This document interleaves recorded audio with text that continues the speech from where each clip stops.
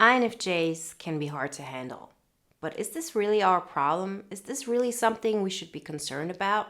The answer is, of course, no.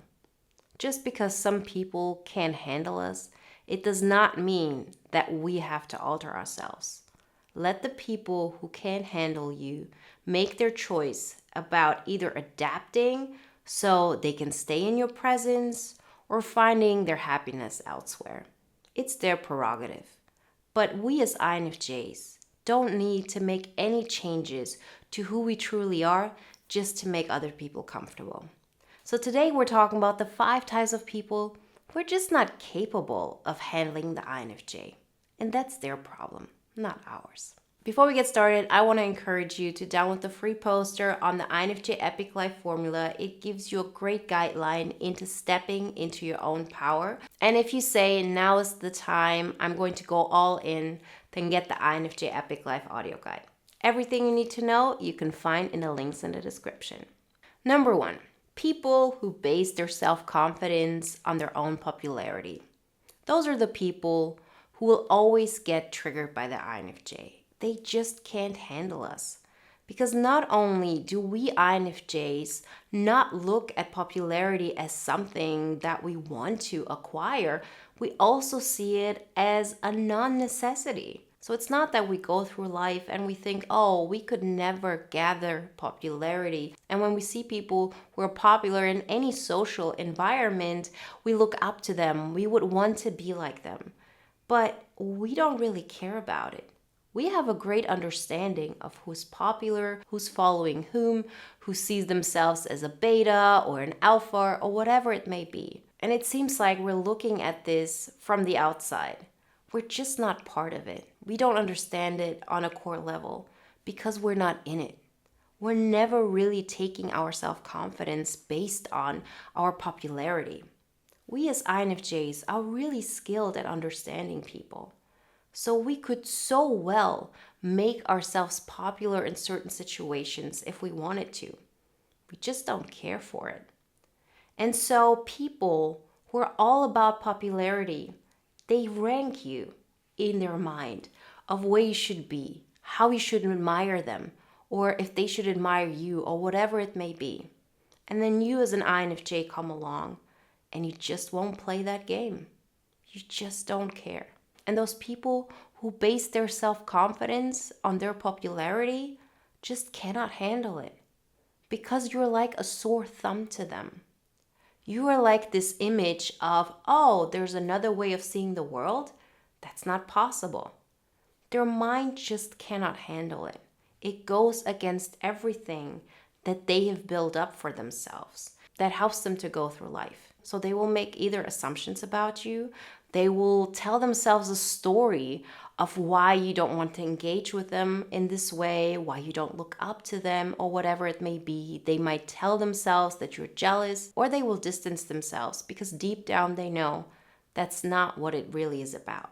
That's not what self-confidence is really based on. Self-confidence is based on being self-aware. It's based on you showing up for yourself. There's so many aspects to this, and this popularity thing is always a coping mechanism. So if you as an INFJ walk into their life and just your mere presence represents everything that they don't want to see, they will find a way to sabotage all of that because they just can't handle it. So when you have people like this in your life, let them make those choices for themselves. Let them distance themselves for you. Let them ignore you. Let them make assumptions about you. What other people think of you is none of your business. Just don't let it mean like you're doing something wrong. You don't have to prove to them that you have good intentions. You don't have to prove to them that you're not a threat. You are just being yourself, and there's absolutely nothing wrong with that. The second type of person who can't handle the INFJ is the person who lives by the book. There are social norms that everybody knows about, even if we don't talk about them. There are certain expectations. There are certain rules. And you'll be surprised how many people really think this is the only way to go through life. Interestingly enough, there probably aren't 2 people in the world who have the exact same understanding of what those social norms are. But people who feel like the only way I'm going to get acceptance, the only way I succeed in life, is to do everything that is expected of me, whatever those definitions might be. And then you as an INFJ come along and you live your life to the beat of your own drums. This is something that a lot of people can't handle because you know what rules actually exist. You know the laws, you know what is ethical, you know what you consider to be morally correct behavior. But there are so many rules that are just put upon us that are not a necessity to go through life. Those are rules like I have to be the perfect version of what society wants me to be. It might be this is what is expected of me in order to be a successful human being. We as INFJs don't believe in that. If we find a way to live our life in a way that makes us feel excited, happy, content, then it's all that matters. We really don't look at rules this way. That's not how our mind works. And if you have people around you who believe that if you're not following those rules, you are just not able to survive. And they see you and they see you're not only surviving, but thriving. That's something they just cannot handle. But they don't know what to do about it because you're not doing anything illegal. You're not doing anything that puts others down, but still you make them uncomfortable. So what do? They distance themselves from you, psychologically speaking at least. I've had situations like this with people while I was still working. People who were a lot of pay grades above me, and everybody was looking up to them. Everybody lived by the same rules. And then I came along, and I was kind, I was forthcoming, but as I said, I was living by the beat of my own drum, and that is something that person just couldn't handle. And since I didn't do anything that was against the rules, they just quietly and slowly distanced themselves to me. They started working with other people, and it was the best thing that could have happened to me in this situation. So I encourage every one of you, stop making yourself look normal. You are who you are. You're allowed to go through life the way it makes you happy. And if people can't handle that, then it's on them to find a way that works for them.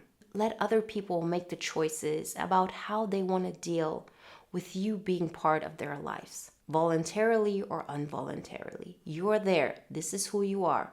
Let them make those choices for themselves. It's not on you to say, oh, I know the way I am is going to make them uncomfortable, so therefore I'm going to take a step back. People have to get used to the fact that you're alive, that you're a person like everybody else, that you exist, and they have to learn to deal with that. It will inspire some. They will want to be close to you. They will want to absorb so much of your energy and, be with you in your light. And there are others who will take a step back. Both is completely acceptable. And as I said, not part of your decision making. The third type of person who can't handle the INFJ is a close-minded person. They don't believe in popularity. They don't believe in playing by the book. But they also have a very clear understanding of who they are, how they see the world, and that their way is the only way to live. Those kind of people just cannot handle the INFJ. They're not able to. Those are the people who will be the first to distance themselves from you. All their life, they will surround themselves with people who see the world in a similar way, who have this close-minded understanding of that's how everything should work. I'm right, you're wrong, and that's it. They're not questioning themselves. They're not doing any introspection. They're really not thinking much further than exactly what is in front of them. And again, it's their prerogative. But it's not on us to making them understand us. They will never be able to.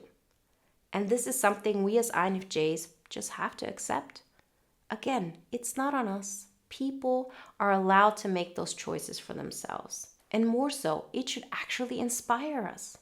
If they're allowed to believe in their own reality that from our perspective is completely untrue and what they believe seems totally ignorant, if they're allowed to do this And they are allowed to do this because they're going through life like this. This isn't against the law. They're, experiencing lives on their term. Then it should be a great reminder that we're allowed to go through life the way we see fit as well. We don't only have to look at people like this and see it as a bad example. We can also look at it from the perspective of, yeah, most of who that person is doesn't really fit into my life. There aren't people I would want to be friends with, but there's also something that I could learn from them. And the thing we can learn from them in this aspect is if they are allowing themselves to be themselves and make themselves right, then you can also do the same thing about you. You are already thinking about other people's perception. You're not ignorant. You're always questioning your own self and your own understanding. We can actually lean a little bit more into the other direction. Believe that you're right. Because you believing that you're right doesn't make you force somebody to believe the same thing. In your world, from your perspective, you're the center of it. You are the main character. So it's about time that we claim that. And that we understand that close-minded people will never be able to handle us because we just do our own thing. And that's totally okay. And it doesn't require a second thought on our part. The fourth type of person that can handle the INFJ is the person with a fragile ego. We as INFJs, we always see everything on a subconscious level. We can tap into our own subconscious. We see when other people are hiding something. We see what's going on underneath. And we live that out. The way we show up in the world, the way we talk, the things that we're interested in, by default, reveal a deeper layer of our own being. And with that, we're aiming to connect with other people on the same level. That's just how it is. You can't connect with another person from your own true deep self when they're in their ego state, in the superficial, not looking one step ahead, not looking one bit into what they're doing wrong, maybe what they could change about themselves, not questioning anything. You can't connect with them. And very often we feel like it's our fault. We just have to explain ourselves better. We have to make it our mission to just translate our language so they will get it. But they won't. They will look at you and think you're weird. They will look at you and say, oh, that's not something I want to deal with. That's just something they truly cannot handle.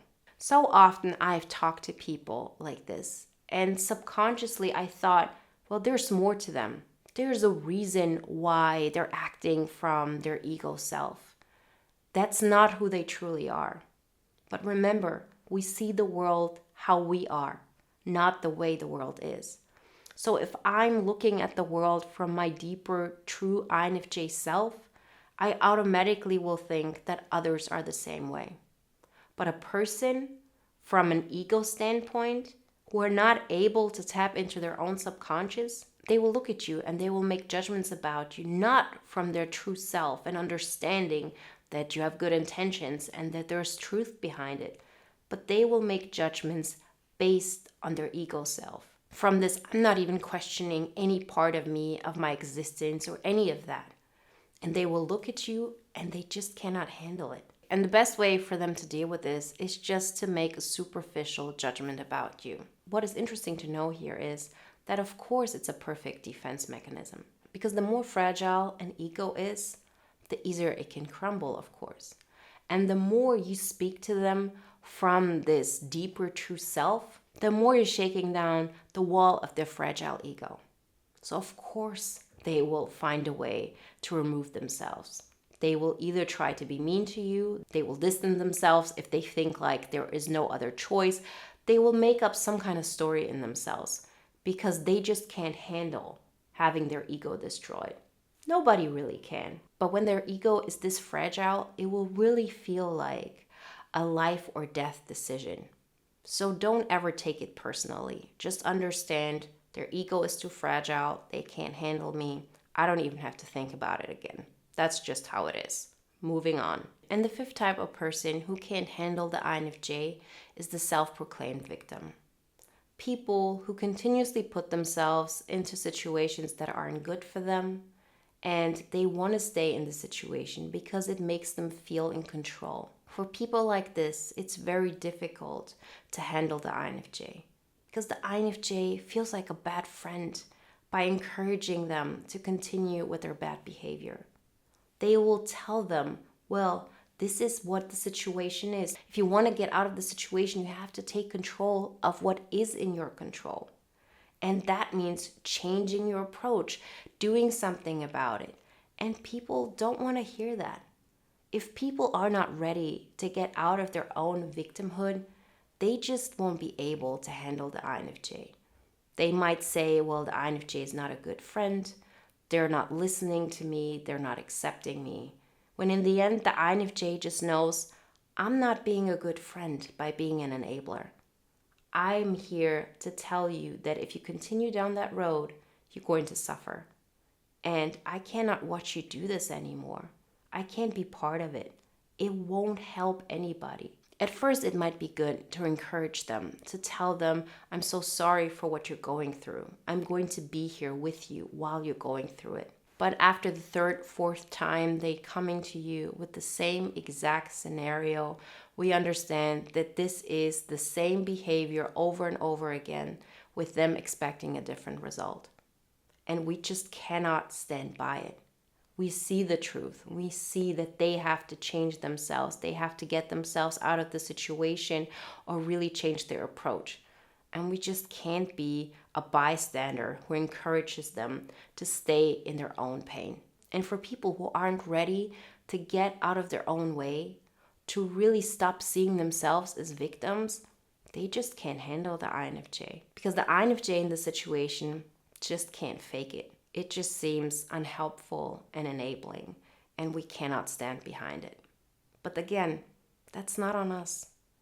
People will get out of their own way when and if they're ready, not when we want to help them. So be there to encourage them. Let them know how much you care about them. But don't be a sounding board for all of their things that they've told you before when they're not willing to change their behavior. You told them once, nothing is going to change if you tell them the same thing the fifth time. Remember, if you want to take more charge of your life and feel empowered and ready and excited about every single day, then check out the free poster on the INFJ Epic Life formula. And if you want to take it to the next level, then get the INFJ Epic Life audio guide. It will help you to get to where you want to be, starting from where you are right now. Everything you need to know you can find in the links in the description. And if you want to watch another video now that is in alignment with today's topic, then watch the video you see on the screen right now. I'll see you in the next one. Bye, guys.